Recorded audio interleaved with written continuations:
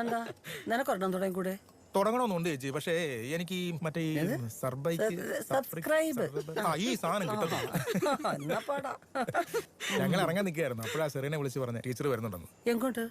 അല്ല, ഫ്ലാറ്റിലെന്തോ മീറ്റിംഗ് കൊണ്ട് നമ്മുടെ സെക്രട്ടറി വിളിച്ച് പറഞ്ഞു. മീറ്റിങ്ങോ? എന്നോടൊന്നും പറഞ്ഞില്ലല്ലോ. ചിലപ്പോ അയ്യർ സാറിനോട് പറഞ്ഞിട്ടുണ്ടാവും ചേച്ചി. അത് പോരല്ലോ.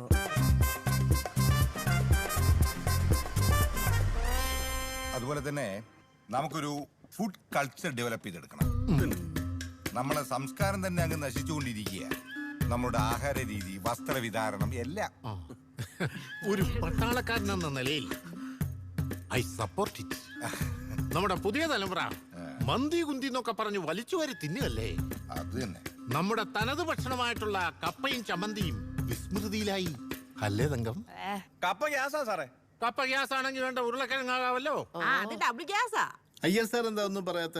അത് പിന്നെ നമ്മുടെ ഫ്ലാറ്റിൽ ഒരു ഫുഡ് കൾച്ചർ കൊണ്ടുവരുന്നത് വളരെ നല്ല കാര്യമാണ്. അത്ര വലിയ നല്ല കാര്യമൊന്നുമല്ല.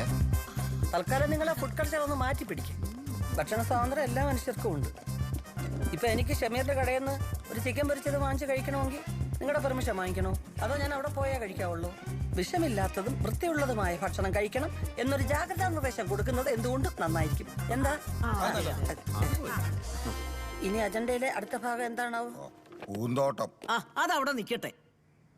ഈ ഫ്ലാറ്റില് ഒരു വിമൻസ് വിങ് ഉണ്ടാവേണ്ടത് അത്യന്താപേക്ഷിതമാണ്. ഞാനതുമായിട്ട് മുന്നോട്ട് പോകാൻ തീരുമാനിച്ചു കഴിഞ്ഞു. അപ്പൊ എന്താ നിങ്ങളുടെ അഭിപ്രായം? നല്ല അഭിപ്രായം. അത് നല്ല അഭിപ്രായം. അങ്ങനെയാണെങ്കിൽ ഞങ്ങളുടെ പ്രസിഡന്റ് ആയിട്ട് പ്രൊഫസർ ജാൻസി മാഡം മതി. അത് മതി. അത് മതി. എന്റെ അച്ഛനാണ്. വിമൻസ് വിങ് അവിടെ നിക്കട്ടെ. നിങ്ങൾ പൂന്തോട്ടം എടുക്ക്. പൂന്തോട്ടോ? അതെന്താ? നമ്മളെ ഫ്ലാറ്റിന്റെ ബാക്കില് പിള്ളേര് കളിക്കുന്ന കുറച്ച് സ്ഥലം വെറുതെ കിടപ്പുണ്ട്. അവിടെ നല്ലൊരു പൂന്തോട്ടം കെട്ടി പേരിടണം. എന്റെ സെക്രട്ടറി, ഓ, പൂന്തോട്ടം കൃഷിയൊക്കെ വളരെ നല്ലതാ. പക്ഷേ ഇന്ന് ഈ അപ്പാർട്ട്മെന്റിൽ താമസിക്കുന്ന കുട്ടികളെ മൊബൈൽ ഫോണ്, ലാപ്ടോപ്പ്, കമ്പ്യൂട്ടർ ഇതിന്റെയൊക്കെ മുമ്പിൽ നിന്ന് ഇറക്കിക്കൊണ്ടുവരാൻ എന്തോരം പാടുപെടുന്നെന്നറിയാവോ?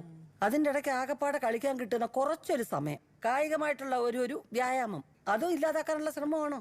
അത് ശരിയാണല്ലോ. പൂന്തോട്ടം കട്ട് നന്നായി. അല്ലെങ്കിൽ വെള്ളം ഒരു നടു ഒടിഞ്ഞു. വന്നു. ഇതുവരെ ജിമ്മി വന്നില്ല. ആണ്ട സാറ് താക്കോലും.